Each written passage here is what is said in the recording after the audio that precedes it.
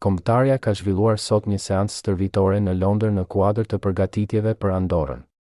Gjatë pasdites së sotme kuqezinjtë do të mbërrinë në tokën shqiptare.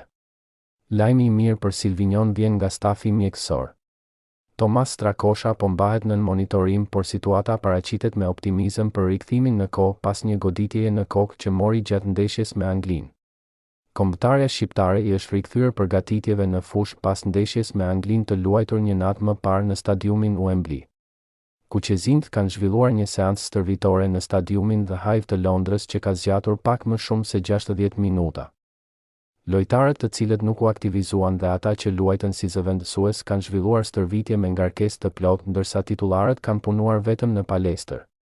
Departamenti i komunikimit në federat bën me dije se portieri Tomas Strakosha, i cili u zëvendësua gjatë ndeshjes me Anglinë për shkak të një goditjeje që mori gjatë lojës, është duke u mbajtur nën monitorimin e vazhdueshëm nga stafi mjekësor. Gjendja e tij paraqitet e mirë dhe mjekët janë optimistë që ai mund të rikuperohet për ndeshjen e të hënës ndaj Andorrës në arenën kombëtare. Pjesa tjetër e lojtarëve nuk kanë shfaqur probleme fizike dhe janë të gjithë të gatshëm për sfidën e dytë të kualifikueseve. Pas seancës stërvitore, kombëtarja do të udhëtojë drejt Shqipërisë, ku do të mbërrijë gjatë orëve të pasdites. Ditën e diel në orën 16:45 do të zhvillohet konferenca zyrtare e trajnerit Silvinio në stadiumin Arena Kombëtare dhe në 17:30 do të jetë stërvitja zyrtare që do të jetë e hapur 15 minutate para për media.